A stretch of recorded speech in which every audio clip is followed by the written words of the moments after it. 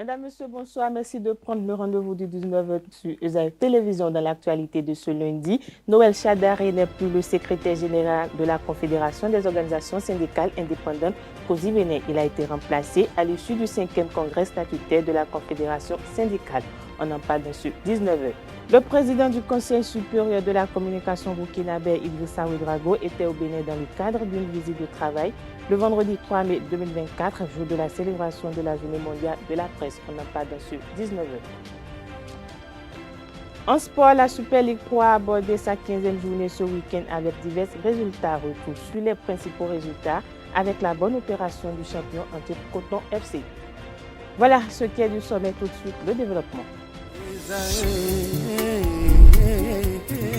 L'École supérieure d'administration, d'économie, de journalisme et des métiers de l'audiovisuel ESAE offre de nouveaux challenges pour l'année universitaire 2023-2024. Étudiantes et étudiants, parents d'élèves nouveaux bacheliers, ESAE, c'est la garantie d'une formation de qualité à des conditions très avantageuses. À Gbedjromede, à Papa, à Boumekalavi et Parakou, inscrivez-vous en administration générale, administration du travail et de la sécurité sociale, trésor et finances publiques, impôts, diplomatie et relations internationales, journalisme et métiers de l'audiovisuel, gestion des marchés publics, planification et développement local, sciences économiques, sciences juridiques et toutes les filières des sciences de gestion. ESAE vous offre des bourses, demi-bourses et de réductions pour les premières inscriptions dans toutes ces filières. Waouh! En licence 1, 2 et 3 et en master, bénéficiez jusqu'à 50% de réduction sur tous nos sites. N'est-ce pas génial? Infoline. ESAE Gbedjromede, 3e rue à droite en quittant le carrefour Le Jador pour la BIBE Jéricho ou au plus 229 90 93 65 21 98 98 14 00 à Kpakpa au plus 229 52 88 33 33 à Boumekalavi au plus 229 52 88 44 44 Parakou au plus 229 52 46 12 12. ESAE, l'excellence à un nom.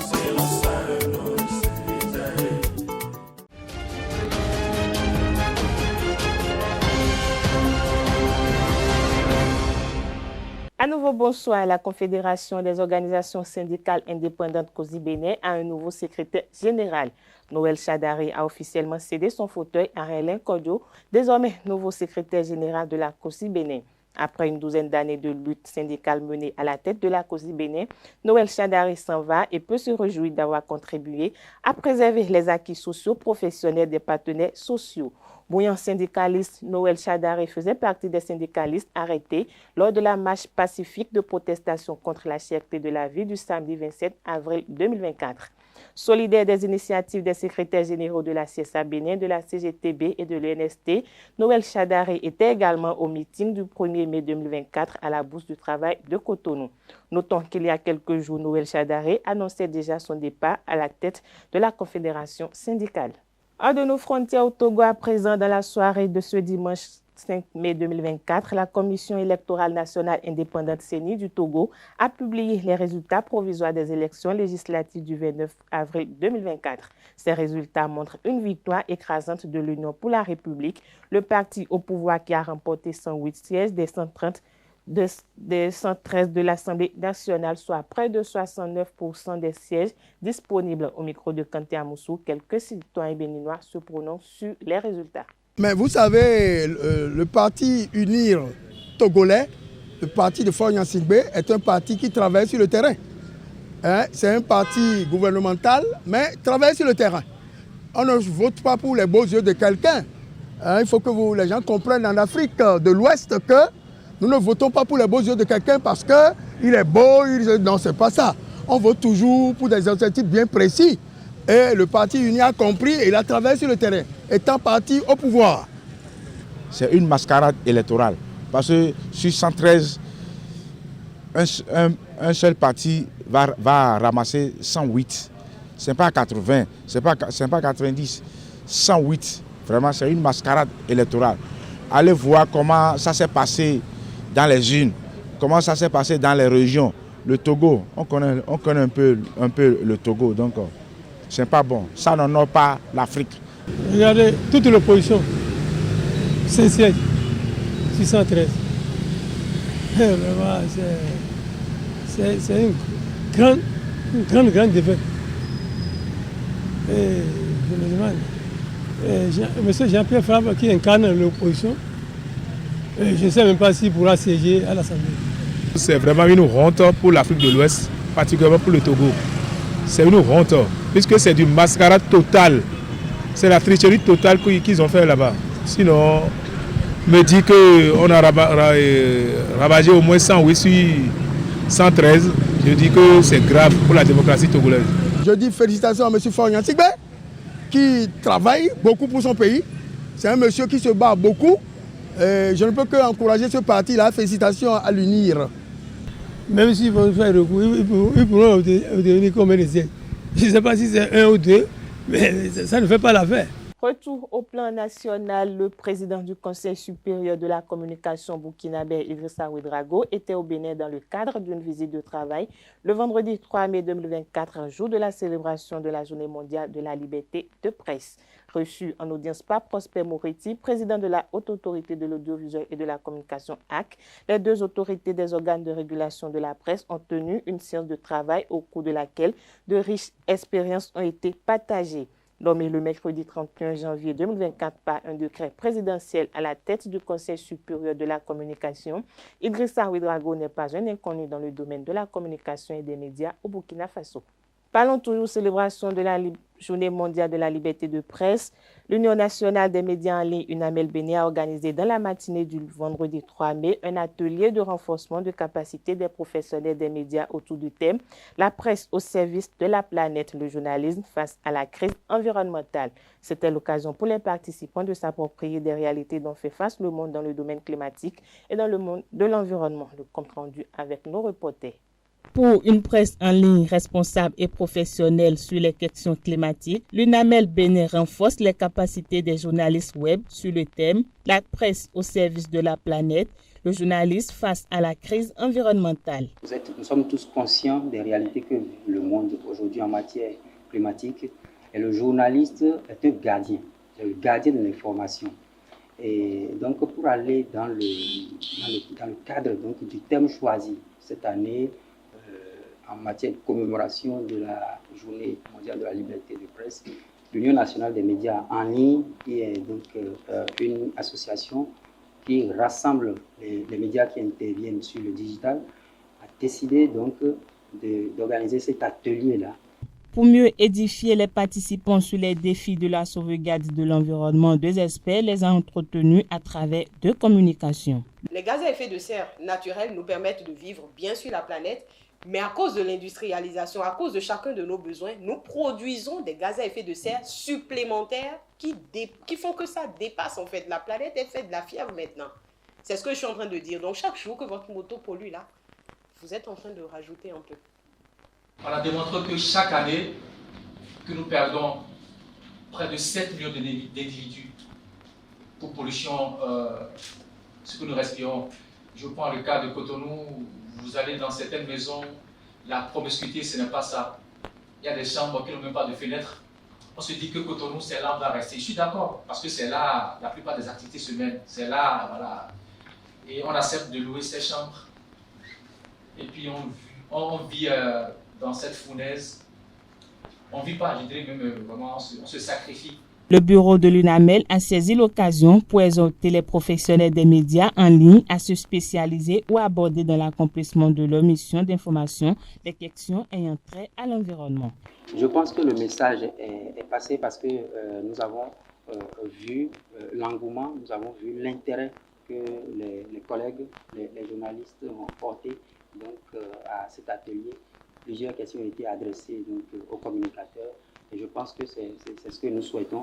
Nous serons heureux de voir demain le nombre de journalistes spécialistes des questions de l'environnement se multiplier au Bénin afin que les pouvoirs publics soient touchés, afin que les différentes parties prenantes soient touchées pour que certains comportements, à défaut de les éradiquer totalement, et puis enfin puissent diminuer pour que nous ayons un vivre ensemble en matière d'environnement.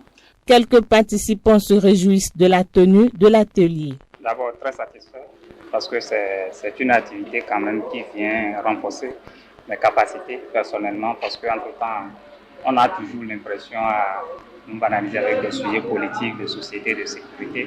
Mais désormais, je suis aguerri, je suis mieux à point désormais à aborder les questions liées à l'environnement, que ce soit sur le climat, les changements climatiques de manière globale. Et je pense que c'est une formation également qui, non seulement ça nous permet de nous renforcer, mais ça nous rend plus à mieux aborder d'autres thématiques également, que ce soit du côté de l'environnement, que ce soit du côté des changements que nous observons également autour de nous. Au cours de cette formation, comme le dirait quelqu'un dans la salle, la seule chose que j'ai retenue, c'est qu'il y a des financements dans le journalisme environnemental. Et je dirais que ce matin, ça a encore arrivé, cette flamme qui était déjà en moi, mais que je refoulais toujours. Mais avec cette formation, ça a ravivé cette flamme et je pense qu'il est vraiment temps que je me remette vraiment à l'œuvre. Donc c'est une joie pour moi d'avoir participé. Parlons fête du travail à présent. L'Organisation internationale d'Arrêt Aide Béné a célébré en différé le vendredi 3 mai 2024 la fête du travail.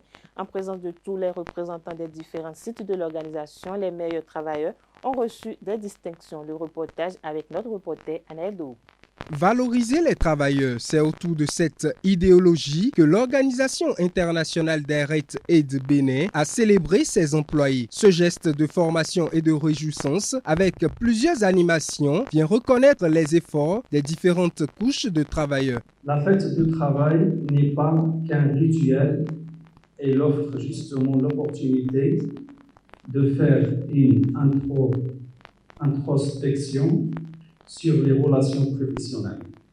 Je vous rassure qu'au faire du dialogue social l'outil d'un partenariat utile et responsable pour asseoir et maintenir un bon climat des affaires indispensable au développement et à l'amélioration des conditions de vie et de travail. Cette journée du 1er mai que nous célébrons en différé ce jour n'est pas seulement une journée de fête, mais un moment de réflexion sur nos conditions de vie, de travail et de devenir de notre organisation commune. C'est avant tout l'occasion de reconnaître la valeur du travail et de célébrer le rôle essentiel qu'il joue dans la construction de notre société. D'Arrêt Aide Béné a reconnu le mérite de ses meilleurs employés à travers des lots pour stimuler le travail bien fait. Ces derniers ont reçu ces présents avec des sentiments de reconnaissance. Je voudrais, en toute sincérité, vous témoigner notre gratitude au nom de tous les bénéficiaires et remercier le comité d'organisation qui a pu marquer ce jour. C'est le lieu de féliciter tous les acteurs du système de d'arrêt aide depuis des années qui ne cessent vraiment de donner le meilleur d'eux-mêmes pour la réussite et l'atteinte de nos objectifs. Cette reconnaissance témoigne à nous les bénéficiaires de redoubler d'efforts pour les nouveaux défis qui s'imposent à nous. D'Arrêt Aide Béné accorde une grande valeur à ses employés. L'organisation entend prendre plusieurs autres dispositions pour leur bien-être. Je vous renouvelle mon engagement à ne ménager aucun effort pour l'amélioration et la consolidation de tous les droits fondamentaux au travail, descend par exemple comme les salaires qui ont récemment été revus à la hausse et l'assurance maladie qui est en cours de réalisation. Les employés n'ont pas manqué d'honorer leurs dirigeants. D'Arrêt Aide Béné, œuvrant pour le bien-être des populations, met en place un cadre de travail sain pour ses employés. Dans un autre registre à présent, l'Association des jeunes dynamiques pour l'action sociale Agedas Béné est une organisation à but non lucratif qui œuvre pour la protection des orphelins et des veuves. Ce creuset apporte un soutien considérable aux couches défavorisées. Quels sont leurs projets, leurs objectifs? Éléments de réponse dans ce extrait que nous propose Anaël Dou. Agedas Béné, c'est d'abord l'association des jeunes dynamiques et pour l'action sociale. Et l'objectif, c'est d'aider les enfants, les orphelins, les démunis les personnes âgées, les veuves et autres. Parlons des actions et on aide les enfants, les orphelins, les écoliers par les dons de kits scolaires qu'on a déjà fait plusieurs fois. Et en période de fête, on les aide par les dons de ravitaillement, de nourriture et autres, dons de vivres. Et aussi, on organise des compétitions de foot pour mettre la joie au cœur de ces enfants. L'objectif d'Agedas Bénin pour le long terme, d'ici 1 ou 2 ans, c'est d'avoir un orphelinat, d'héberger des enfants, de créer des ateliers d'apprentissage et d'instruire tous ces enfants orphelins. Et je vais d'abord féliciter mon entourage, féliciter les membres de l'association de Petit Poste jusqu'à Grande Poste. L'association résiste toujours, c'est grâce à eux. En dehors de ça, par le biais des amis, parce que ce qu'on est en train de faire, c'est l'œuvre sociale et qui est aimé par beaucoup de personnes. Et parfois, il y a des amis qui nous appellent, il y a des amis qui nous portent assistance. La majeure partie de l'association, ça dépend de nous-mêmes. Donc, on prie pour que demain, Dieu nous aide à trouver un partenaire ou un donateur qui peut d'abord essayer de prendre la majeure partie de l'association en charge. Il faut donner pour avoir au retour. Et ça a été toujours comme ça. Je vais d'abord faire appel à tous les bonnes volontés de gauche comme de droite, que si quelqu'un peut-être a le cœur comme nous pour partager avec ces enfants, nous on est là, peut-être nous serons l'intermédiaire de ces gens-là, de cette personne et les enfants. Hors de nos frontières à présent, après plusieurs mois d'inactivité sur la scène politique sénégalaise, le parti Les Patriotes africains du Sénégal pour le travail, l'éthique et la fraternité PASTEF a annoncé son grand retour. La formation politique dont est issu l'actuel président Bassirou Diomaye Faye a tenu ce week-end sa première réunion du bureau politique national. Au cours de cette réunion, plusieurs décisions ont été prises, dont notamment la relance des activités pour répondre aux besoins du peuple sénégalais. Dans la même veine, le parti envisage de renforcer des liens avec d'autres partis politiques du monde entier partageant les mêmes visions qu'eux. Direction le Tchad où la population s'est rendue aux urnes ce lundi 6 mai pour élire un nouveau président, une élection qui mettra fin à la transition entamée suite à la mort du président Idriss Déby Itno.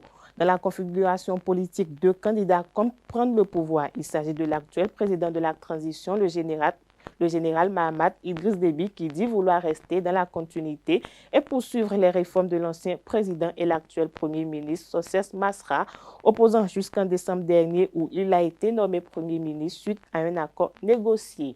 Lors des campagnes électorales, Socès Masra a promis une restauration complète du pays. Parlons sport à présent dans cette édition. L'Union des professionnels de la presse sportive a célébré du 3 au 5 mai 2024 la 31e édition de la Journée mondiale de la liberté de la presse. Le samedi dernier, les membres de l'Union, avec à leur côté des joueurs de l'AS Cotonou, se sont rendus au stade René Pleven et au centre communautaire EA pour une campagne de salubrité avec la participation de la Société de gestion des déchets et de la salubrité SGDS. Le point dans ce reportage signé Francis Fahami et Lario Setondé à Diagbeno. Merci. Venus de plusieurs organes de presse, ils ont pris d'assaut le stade René Pleven ce samedi, non pas pour un match de sport, mais plutôt pour une campagne de salubrité. Aujourd'hui, avec le concours de la Société de gestion des déchets et de la salubrité SGDS SA, les membres de l'Union des professionnels de la presse sportive du Bénin ont donné un coup de balai aux gradins et aux couloirs du stade. Nous nous sommes dit que, profitant de la Journée internationale de la liberté de la presse, il est important que nous puissions poser un acte éco-citoyen. Et nous avons donc ciblé 2 endroits de sport, le stade René Pleven à l'intérieur, les gradins, les couloirs, la mer courante.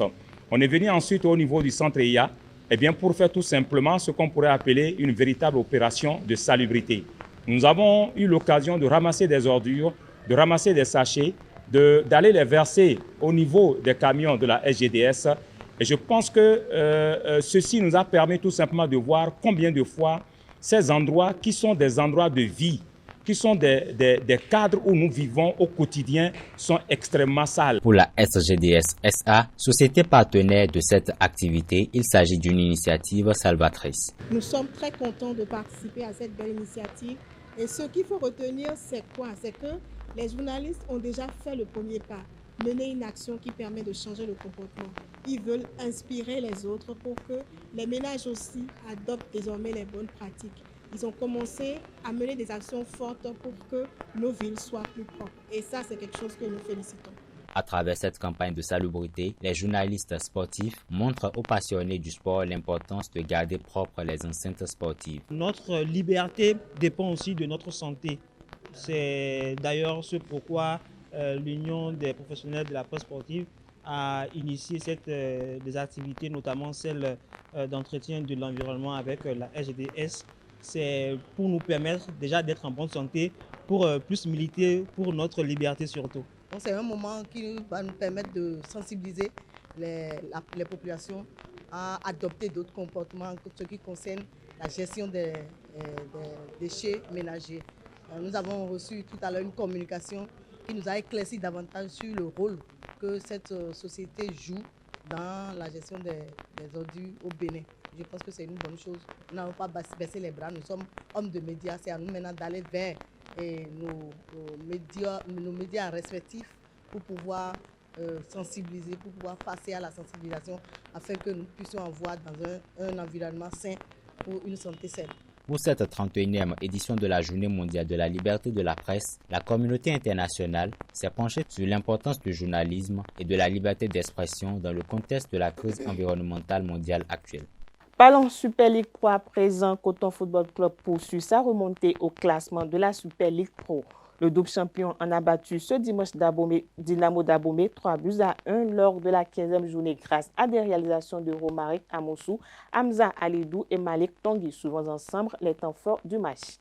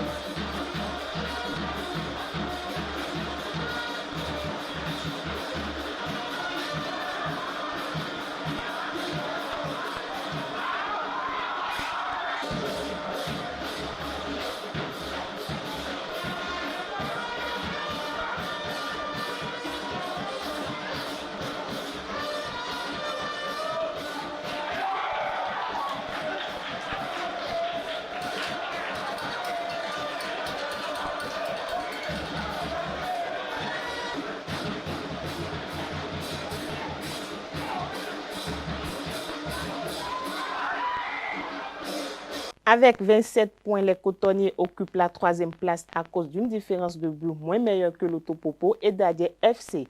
Victor Zunka, entraîneur de Coton, et son homologue Ahmed Adeshokan de Dynamo analysent la rencontre. On a eu un début de match difficile parce qu'ils nous ont bien fait courir pendant le premier quart d'heure. Et il a fallu, quand on a ouvert le score sur un beau contre, après tout s'est mis en route. On a retrouvé ce que j'attends de cette équipe, du mouvement, de la technique, des appels, des dribbles, des occasions. Et je pense que là, ça a été pas mal. La deuxième mi-temps, on a baissé un peu de pied, mais on s'est procuré un nombre incalculable de buts. Et quand tu penses que tu gagnes que 3-1 et que tu peux gagner normalement sans être méchant avec l'adversaire, et à un moment donné, quand je vois les quelques situations qu'on a eues, qu'on ne marque pas, tu dois gagner au moins 5-0. Et nos plans, aujourd'hui, je peux dire que nos plans ont marché. Nos plans ont marché. Et ce n'est que sur le fait de jeu qu'on n'a pas pu faire la différence. L'adversaire n'était pas au-dessus de nous. Et je ne sais pas, ça a marché à leur niveau par rapport à leur plan de jeu. Et nous, on n'a pas pu faire la différence, c'est tout. Dans les autres matchs, Requin a contraint Dadje FC au partage des points sur le score d'un but partout. Scénario identique pour l'Autopopo face à AS Cotonou, 0 but partout. 2 buts partout entre Sobemap et Bani Gansé. Aspac s'est imposé sur le terrain d'Espoir FC de Savalu, 1-0. C'est sur le même score que AS Takounien s'est disposé de la GSP à Kandi. C'est sur ces résultats de la 15e journée de la Ligue Pro que prend fin cette édition. Merci pour votre attention. Agréable soirée à tous.